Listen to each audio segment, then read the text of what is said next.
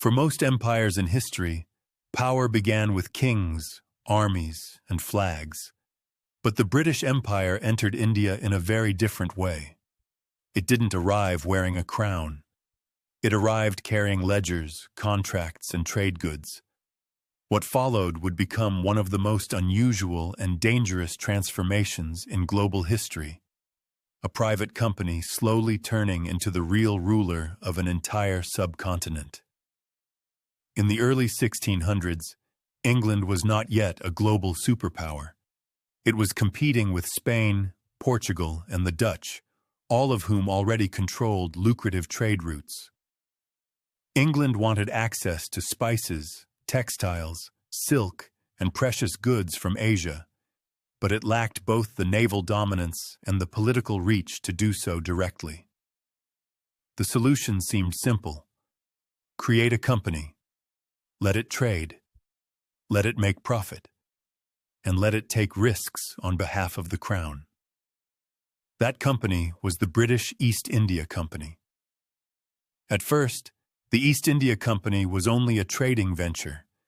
Its ships sailed to India, negotiated with local rulers, and established small trading posts along the coast. They asked permission to operate. They paid customs duties. They followed local laws. They were guests in a land ruled by powerful empires like the Mughals. No one saw them as a serious threat. But trade has a way of changing power. The more profit the company made, the more influence it gained. The more influence it gained, the more protection it demanded.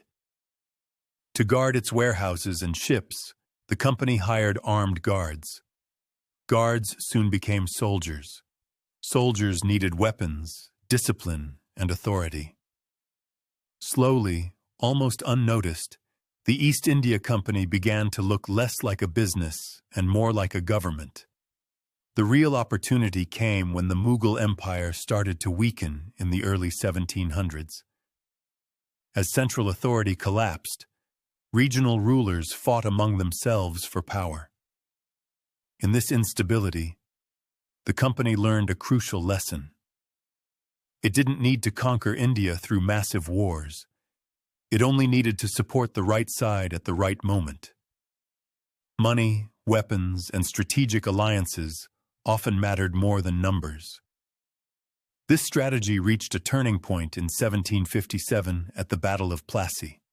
It was not a large battle, but its consequences were enormous. Through bribery, political manipulation, and betrayal, the company defeated the ruler of Bengal. With that single victory, the East India Company gained control over one of the richest regions in the world. Bengal's wealth didn't just enrich the company, it financed future expansion across the subcontinent. From that moment, the company stopped behaving like a guest. It began collecting taxes from Indian farmers. It set up courts and administrative systems. It enforced laws.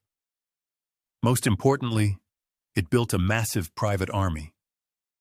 Indian soldiers, known as sepoys, were recruited in large numbers, trained in European-style warfare, and commanded by British officers.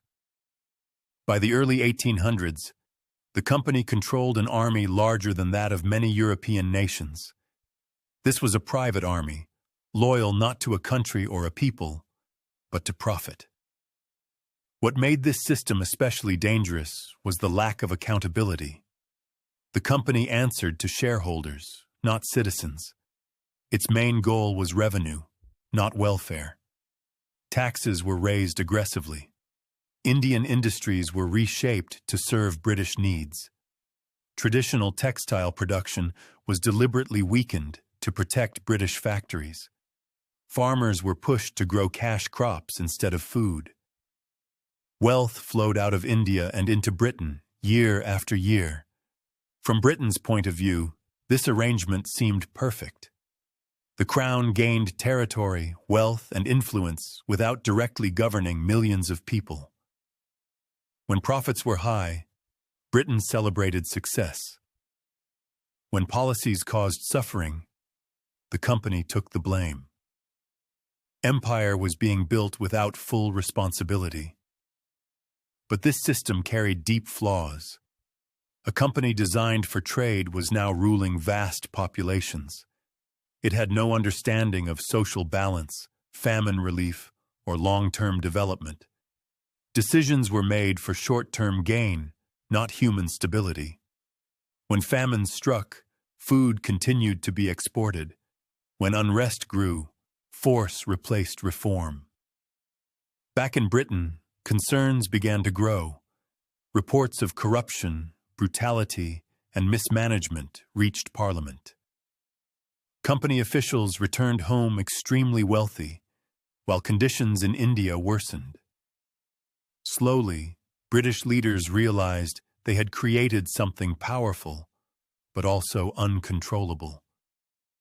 The East India Company had become a state within a state. Attempts were made to regulate it. Laws were passed. Oversight was promised. Governors were appointed. But the core structure remained unchanged.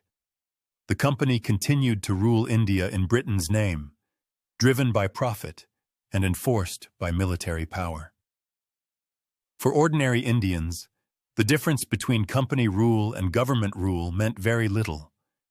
Taxes were still heavy. Local rulers were removed or reduced to symbols. Social and legal systems were reshaped to suit British interests. British authority became permanent, visible, and unavoidable. This phase of empire was historically unique.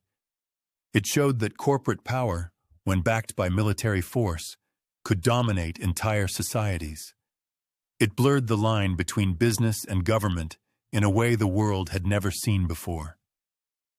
The East India Company became both a model and a warning, but pressure was building beneath the surface.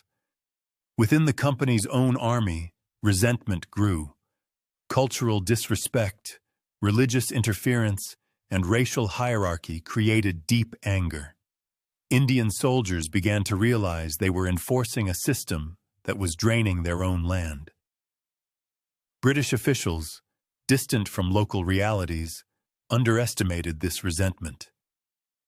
By the middle of the 1800s, the system was cracking. The company had expanded too far, ruled too harshly, and listened too little. What followed would shock the empire and change history forever. The East India Company had achieved something no corporation ever had before. It conquered territory. It ruled millions. It minted money. It commanded armies. But in doing so, it exposed the limits of power built purely on profit. Soon, rebellion would erupt. Control would shift. And Britain would be forced to step out from behind the company's shadow and rule directly. The age of corporate empire was coming to an end, but the damage it left behind would shape the world for generations.